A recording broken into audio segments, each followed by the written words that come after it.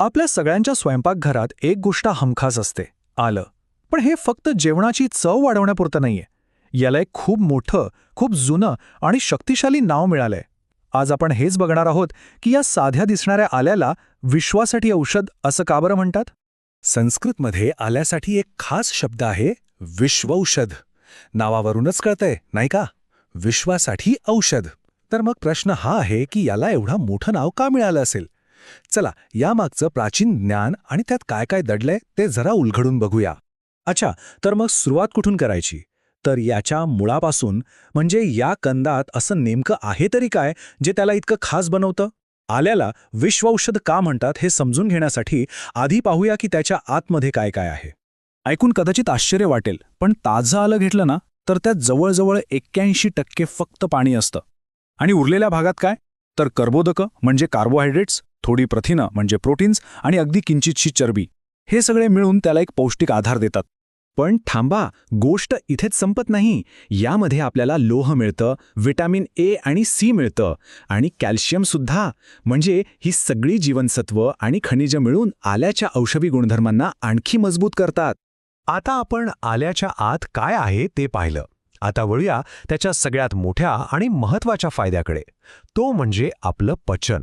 आयुर्वेदातनं जेवणाआधी करायला एक अगदी साधा सोपा विधी सांगितलाय, जो पचनशक्तीसाठी कमाल काम करतो. चला बघूया काय आहे तो. पचन संस्थेच्या आरोग्यासाठी आल्याचा वापर करायचा असेल तर त्याचा पाया आहे जेवणापूर्वी आले घेणं. ही इतकी सोपी सवय आहे ना, पण ती आपलं शरीर पचनासाठी तयार करते आणि मग गॅस होणं किंवा पोट फुगणं यासारख्या त्रासांना लांब ठेवते. तर हे टॉनिक बनवायचं कसं, अगदी सोपं आहे.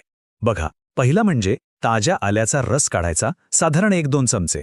त्यात मग टाकायची चिमूटभर सैंधव मीठ आणि थोडासा लिंबाचा रस पिळायचा. झालं. हे मिश्रण जेवायच्या साधारण अर्धा तास आधी घ्यायचं. यामुळे होतं काय, तर भूक छान लागते, पोटातील पाचकरस व्यवस्थित तयार होतात आणि मग अन्न पचायला खूप मदत होते. आता पचनाचा विषय तर झाला, पण आल्याचे फायदे फक्त पोटापुरते मर्यादित नाहीत. खरं तर म्हणूनच त्याला विश्वौषध म्हणतात ना. चला आता बघूया की हे आलं अजून कोणकोणत्या आजारांवर एक प्रभावी उपाय ठरू शकतं. आल्याच्या गुणधर्मांची यादी पाहिली ना तर खरंच आश्चर्य वाटतं. सर्दी खोकल्यात कफ कमी करायला मदत करतं, हृदयाच्या आरोग्यासाठी चांगलं आहे, पोटाच्या तर वेगवेगळ्या त्रासांवर रामबाण उपाय आहेच. एवढंच नाही तर दृष्टी चांगली ठेवण्यासाठी आणि पोटातील जंत मारण्यासाठी म्हणजे कृमीनाशक म्हणूनही याचा उपयोग होतो. कमाल आहे ना.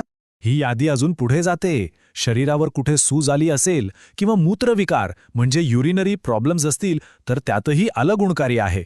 इतकंच काय तर कावीळ, मूळव्याध आणि दम्यासारख्या गंभीर आजारांमध्ये सुद्धा आल्याला खूप फायदेशीर मानलं गेलं आहे. आता ऐका एक खूप मोठा दावा जो आयुर्वेदाचार्य करतायत. त्यांचं म्हणणं आहे की जर जेवणाआधी आल्याच्या रसाचं नियमित सेवन केलं तर जिभेचा आणि घशाचा कर्करोग टाळता येतो. हा एक खूप जुना, पिढ्यानपिढ्या चालत आलेला पारंपरिक विश्वास आहे आणि याला आयुर्वेदात खूप महत्त्व दिलं गेलंय. आणि या विश्वासाला दुजोरा देणारी एक घटनाही सांगितली जाते. आयुर्वेदाचार्य होते श्री बापालाल वैद्य. असं म्हणतात की त्यांनी स्वादुपिंडाच्या कॅन्सरच्या एका रुग्णावर उपचार करताना फक्त आल्याचा रस, दूध आणि फळं यावर आधारित आहार दिला होता.